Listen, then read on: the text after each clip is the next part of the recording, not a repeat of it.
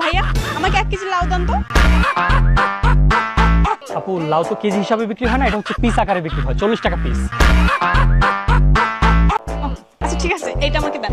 ওইটা পচে ছিল আপা। এটাই দেন ভাইয়া, আমাকে 1 লিটার মরিচ দেন না প্লিজ।